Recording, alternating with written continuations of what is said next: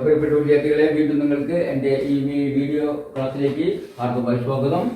നമ്മളിപ്പോൾ കഴിഞ്ഞ ക്ലാസ്സിൽ പഠിച്ചത് പോസിറ്റീവ് നെഗറ്റീവ് സംഖ്യകളെ കുറിച്ചായിരുന്നു. അതിലെ അഡീഷനെ കുറിച്ച്, അത് സങ്കലനത്തെ കുറിച്ച് പഠിച്ചു കഴിഞ്ഞു. ഇനി നമുക്ക് അടുത്തായിട്ട് വ്യവകലനം അഥവാ സബ്ട്രാക്ഷനെ കുറിച്ച് പഠിക്കാം. അപ്പോൾ നമ്മൾ നോക്കുക, ഇപ്പൊ ഞാനൊരു വലിയ ഭാരമുള്ള പെട്ടി വെച്ചിട്ട് അത് കുതിരകൾ കൊണ്ട് വലിപ്പിക്കുകയാണ്. 5 കുതിരകളെ വലിച്ചുകൊണ്ടിരിക്കുകയാണ്. എന്താണ്? 5 കുതിരകൾ വലിച്ചുകൊണ്ടിരിക്കുകയാണ്. ഇനി ഞാൻ 2 കുതിരകളെ അവിടെ നിർത്തിയിട്ട് എത്ര വേഗത്തിൽ പോകണ്ടെന്ന് എനിക്ക് തോന്നുകയാണ്. അപ്പൊ ഞാൻ എന്ത് ചെയ്യുന്നു, 2 കുതിരകളെ അവിടെ നിന്ന് അഴിച്ചു മാറ്റുന്നു. അപ്പൊ ഞാൻ എത്ര കുതിരകൾ അതിനെ അഴിച്ചു മാറ്റി? അഴിച്ചു കൊണ്ടുപോയി. അപ്പൊ നമ്മൾ കുറയ്ക്കണം. ഇതിന് പോസിറ്റീവ് 5 കുതിരയിൽ കുറയ്ക്കണം. എന്ത് പോസിറ്റീവ്? ഞാൻ പുറത്തോട്ട് കുതിരകളെ മാറ്റിയത് അല്ലേ? ആ പോസിറ്റീവ് 2 കുതിരകളെ മാറ്റി. ഇനി മാറ്റി പിന്നെ എത്ര കുതിരന്റെ അവിടെ?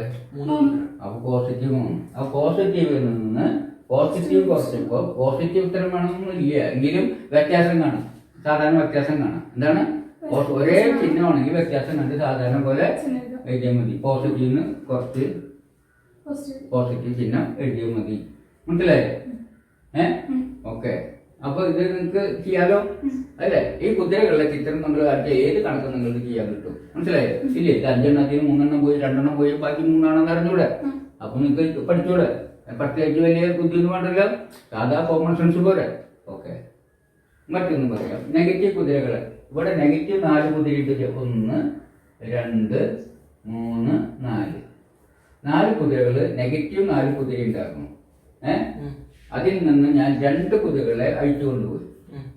എന്ത് കുതിരകളെ? നെഗറ്റീവ് കുതിരകളെ അഴിച്ചു കൊണ്ടുപോയി അല്ലേ? അപ്പൊ ഈ 2 കുതിരകളെ ഞാൻ കാണാനില്ല. അപ്പൊ ബാക്കി എത്ര കുതിരയുണ്ട്? 2 കുതിര. അപ്പൊ നെഗറ്റീവിനെ കുറച്ചപ്പോ കിട്ടിയത് വ്യത്യാസം കണ്ടു അല്ലേ? ചിഹ്നം കിട്ടി. എങ്ങനെയാണെങ്കിൽ ഇത് കുറയ്ക്കുന്നത് വലുതാണെങ്കിൽ കേട്ടോ, അപ്പൊ ഇതും വലുതാണെങ്കിൽ 2 ശരിയാവുള്ളൂ. ഏത് സംഖ്യയിൽ നിന്നാണോ കുറയ്ക്കുന്നത് ആ സംഖ്യ വലുതാവണമെങ്കിലാണ് ഇത് ശരിയാവുള്ളൂ. മനസ്സിലായോ? ഓക്കെ. വലിയ ഒരു മനുസംഖ്യയിൽ നിന്ന്, നെഗറ്റീവ് സംഖ്യയിൽ നിന്ന് ഒരു ചെറിയ നെഗറ്റീവ് സംഖ്യ കുറയ്ക്കുകയാണെങ്കിൽ സാധാരണ കുറച്ചിട്ട് നെഗറ്റീവ് ഇട്ടാൽ മതി. അടുത്തായിട്ട് ഒരു വലിയ പോസിറ്റീവ് സംഖ്യയിൽ നിന്ന് ഒരു ചെറിയ പോസിറ്റീവ് സംഖ്യ കുറയ്ക്കുകയാണെങ്കിൽ സാധാരണ പോലെ കുറച്ചിട്ട് പോസിറ്റീവ് സംഖ്യ ഇട്ടാൽ മതി. ഈ 2 കാര്യമാണ് ഇപ്പൊ നമ്മൾ ഇതിൽ നിന്ന് പഠിച്ചത്. ഇനി നമ്മൾ ചിലപ്പോൾ നമുക്ക് മറ്റൊരു കാര്യത്തില് ഇവിടെ 7 കുതിരകളുണ്ട് വിചാരിക്കാം. എത്ര കുതിരകളുണ്ട്? 3 3 6 7 കുതിര വലിച്ചുകൊണ്ടിരിക്കുന്നു. 7 കുതിര വലിക്കുന്നു. ഞാൻ ഇവിടെ 2 കുതിര എന്നോട് കൊണ്ട് കെട്ടി. എത്ര കുതിരനെ കിട്ടിയത്? നെഗറ്റീവ് 2 കുതിര. ഇവിടെ നെഗറ്റീവ് 2 കുതിര, ഇവിടെ പോസിറ്റീവ് 7 കുതിര, ഇവിടെ നെഗറ്റീവ് 2 കുതിര. അപ്പൊ ആകെ എത്ര കുതിര ശക്തിയില്ലേ? 2 കെട്ടിയപ്പോ 2 കൂട്ടിയപ്പോ ആകെ എത്ര കുതിര ശക്തിയില്ലേ? പോസിറ്റീവ് അല്ലേ? സംശയമില്ല, 5 കുതിര ശക്തിയാണ് ഇപ്പൊ ഈ പെട്ടിമ ഉൾപ്പെടുന്നത് അല്ലേ? ഓക്കെ. ഇനി ഞാൻ ഇപ്പൊ ഈ പോസിറ്റീവ് 5 കുതിര ശക്തിയുള്ള അനുഭവപ്പെടുന്ന ഈ സമയത്ത് ഞാൻ ഇതിൽ നിന്ന് പോസിറ്റീവ് അപ്പൊ ഇവിടുത്തെ കുതിര ആകെ ഉള്ള കുതിര ശക്തി എത്രയാ? പോസിറ്റീവ് 5. അതിൽ നിന്ന് 2 കുതിരകളെ കൊണ്ടുപോയി കഴിഞ്ഞാൽ എത്ര കുതിര ശക്തി? പിന്നെ എത്ര? 2 എണ്ണത്തിന്റെ കുറയും അല്ലേ? ഇവിടുന്ന് 2 കുതിരകളെ അടിച്ചു കൊണ്ടുപോയി വിചാരിക്കുക. അപ്പൊ എത്രയുണ്ടാവും? ഈ 2 എണ്ണം മാറ്റിയാണെങ്കിൽ എത്രയുണ്ടാവും? 2 എണ്ണം മാറ്റി അല്ലേ? ബാക്കി 5 2 പോയാ 3 അല്ലേ? 2 പോയി 3 അല്ലേ? ശരിയല്ലേ? ഓക്കെ. ഇനി ഞാൻ 5 കുതിര ശക്തിയിലുള്ള ഒരു ഇതിൽ നിന്ന് നെഗറ്റീവ് 2 കുതിരനെ അടിച്ചു കൊണ്ടുപോവാണെങ്കിലോ? ഇപ്പൊ എത്ര കുതിര ശക്തി ഉണ്ട്? 5 പോസിറ്റീവ് കുതിര ശക്തിയാണ് ആകെ ഉൾപ്പെടുന്നത് അല്ലേ? ഇവിടെ 7 ഉണ്ട്, 2 എണ്ണം ഇവിടെ കെട്ടിയത് കൊണ്ട് ഈ 2 എണ്ണത്തിന് വില ക്യാൻസലായി. ബാക്കി ഇവിടെ അനുപ്പെടുന്ന വില എത്രയാ? 5 കുതിര ശക്തി അനുപ്പെടുന്ന പെട്ടി അനുപ്പെടുന്ന കുതിര ശക്തി എത്രയാ?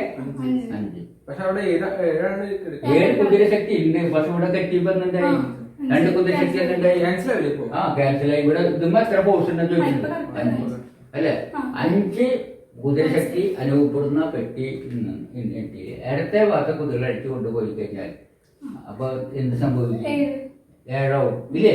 കുതിരശക്തി എത്രയാവും? അപ്പൊ പോസിറ്റീവ് 5 മൈനസ് കുറയ്ക്കുമ്പോ എന്താവുന്നു? പോസിറ്റീവ് 7 അല്ലേ? ഇപ്പൊ ഇവിടെ കുതിരശക്തി ആകെ രൂപപ്പെടുന്നത് അല്ലേ? അത് ഇവിടുന്ന് ഒരു കുതിരനെ അടിക്കുമ്പോ ശക്തി 5 എന്നുള്ളത് 6 ആവും. ഇവിടുന്ന് ഒരെണ്ണം ഉപയോഗിക്കുമ്പോ 7 ആവും ഇല്ലേ? കാരണം ഇങ്ങനെയുള്ള ഫോഴ്സ് കുറയുന്നത് അങ്ങനെയുള്ള ഫോഴ്സ് കൂടുക അത്രയും. അപ്പൊ പോസിറ്റീവ് 5 നെഗറ്റീവ് കുറയ്ക്കുമ്പോ സംഭവിക്കുന്ന എന്താ?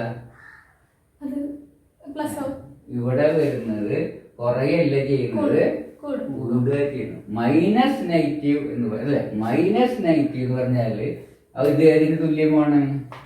പോസിറ്റീവ് 5ന്റെ കൂടെ പോസിറ്റീവ് 2 കൂട്ടിയാൽ എത്ര കിട്ടുക? 5 കുതിരശക്തി വലത്തോട്ടുണ്ട്. ആ സമയത്ത് 2 കുതിരശക്തി വലത്തോട്ടിൽ കൂട്ടുമ്പോ എത്രയോ? 7 കുതിരശക്തി അല്ലേ വലത്തോട്ടല്ലേ? സംശയം ഉണ്ടോ? ഒന്ന് പൈസ നോക്കണേ. ലെഫ്റ്റ് റൈറ്റ് എന്നുള്ള പറഞ്ഞാൽ മതി. പോസിറ്റീവ് 5 കുതിരശക്തി ഇല്ലേ? പോസിറ്റീവ് 5 പോസിറ്റീവ് 5 വലത്തോട്ടുള്ള കുതിര. അതിന്റെ കൂടെ പോസിറ്റീവ് 2 കൂടുമ്പോ എത്രയായി? പോസിറ്റീവ് 5 പോസിറ്റീവ് പറഞ്ഞ വെച്ചാൽ വലത്തോട്ടുള്ള കുതിരാണ് മനസ്സിലാക്കുക. പോസിറ്റീവ് 5 കുതിര പ്ലസ് പോസിറ്റീവ് 2 കുതിര എത്രയോ? പോസിറ്റീവ് 2. അപ്പൊ ഈ 2 കമ്പയർ ചെയ്ത് കഴിഞ്ഞാൽ തന്നെ മനസ്സിലാവും. ഇത് ഇവിടെ മാറ്റില്ലേ അല്ലെ? ഇവിടെ മാറ്റില്ലല്ലോ. ഇവിടെ എന്താവും? പ്ലസ് ആവും.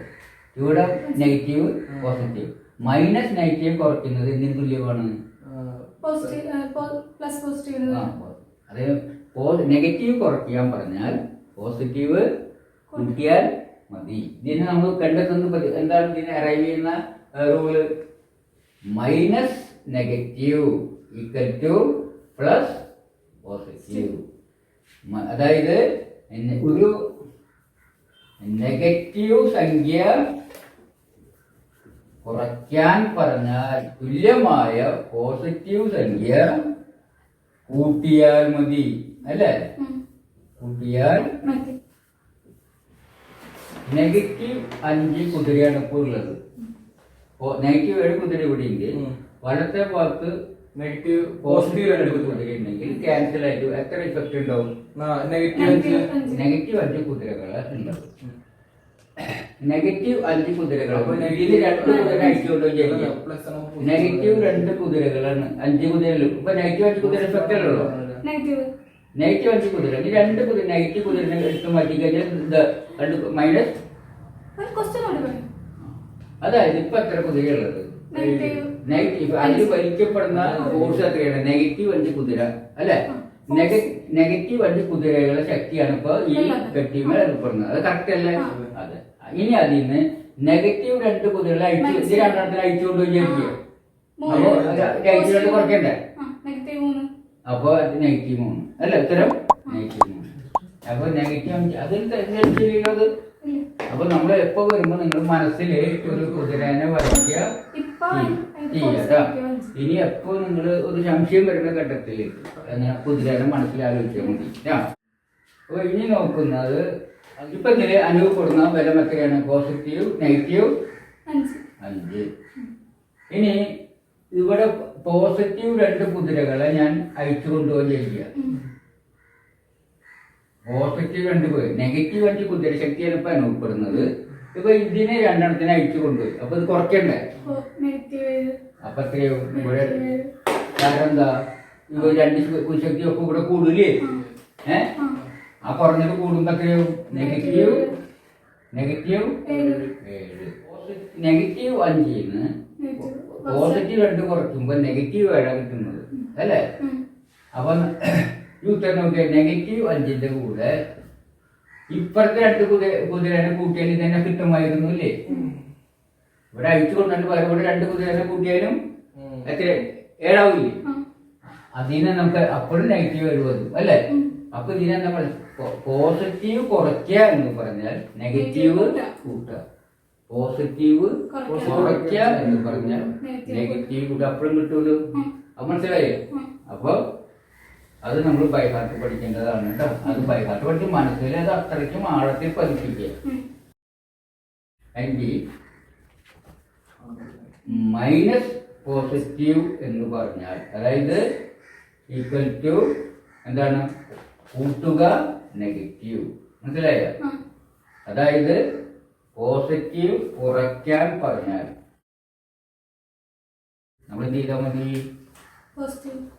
ഞാൻ നെഗറ്റീവ് കൂട്ടിയാൽ മതി അല്ലേ? കൂട്ടിയാൽ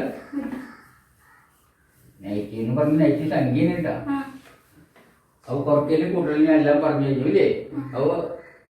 അപ്പോൾ നെഗറ്റീവ് സംഖ്യകളും പോസിറ്റീവ് സംഖ്യകളും എന്താണെന്ന് മനസ്സിലായി. പോസിറ്റീവ് സംഖ്യകളും തമ്മിൽ എങ്ങനെ കൂട്ടാന്ന് മനസ്സിലായി. നെഗറ്റീവ് സംഖ്യകൾ എങ്ങനെ കൂട്ടാന്ന് മനസ്സിലായി. നെഗറ്റീവ് സംഖ്യകളും പോസിറ്റീവ് തമ്മിൽ കൂട്ടുന്നത് എങ്ങനെയാണെന്ന് മനസ്സിലായി. ഇവ തമ്മിൽ കുറയ്ക്കുന്നത് എങ്ങനെയാണെന്ന് മനസ്സിലായി അല്ലേ? ഇത്രയും കാര്യങ്ങൾ നമ്മൾക്ക് മനസ്സിൽ നിങ്ങൾക്ക് ഉറപ്പിക്കണം. ഓരോ സെക്ഷനായിട്ട് നിങ്ങൾ ഉറപ്പിക്കണം. പിന്നെ എന്താ വെച്ചാൽ ഇനി നമുക്ക് ഓരോന്നില്ലെങ്കിൽ നമ്മുടെ വീഡിയോസ് വീണ്ടും കണ്ട് ഓരോ ഭാഗം ഉറപ്പിക്കണം. കാരണം ഒരുമിച്ച് എടുക്കുമ്പോൾ ചിലപ്പോൾ മൈൻഡ് കൺഫ്യൂഷൻ ആവും. ഒരുമിച്ച് എടുക്കാൻ പാടില്ല. ഇന്ന് പ്ലസ്, അടുത്ത മൈനസ്, പിന്നെ ഗുണനം, പിന്നെ ഹരണം, അങ്ങനെ എടുക്കാൻ പാടുള്ളൂ എനിക്കറിയാം. പക്ഷേ നിങ്ങളുടെ കേസിൽ അത് പറ്റില്ല. അതുകൊണ്ട് ഞാൻ എന്ത് ചെയ്യുന്നത് വെച്ചാൽ ഇത് ഒരുമിച്ച് എടുക്കണം. പക്ഷെ വീഡിയോസ് പലതായിട്ട് ഇടുന്നത് കൊണ്ട് ഞങ്ങൾക്ക് ഓരോന്നോരോന്നായിട്ട് അത് കണ്ട് പഠിക്കാം. അപ്പോൾ നമുക്ക് ഇനി ഇന്നത്തെ ക്ലാസ് വൈൻഡപ്പ് ചെയ്യാം. നമുക്ക് ഇനി അടുത്ത ക്ലാസ്സിൽ ഗുണനത്തെക്കുറിച്ചും അതുപോലെ തന്നെ ഹരണത്തെക്കുറിച്ച് പഠിക്കാം. നമുക്ക് ഇനി അടുത്ത ക്ലാസ്സിൽ കാണാം. അതുവരേക്കും വിടാം. നന്ദി, നമസ്കാരം, ബൈ.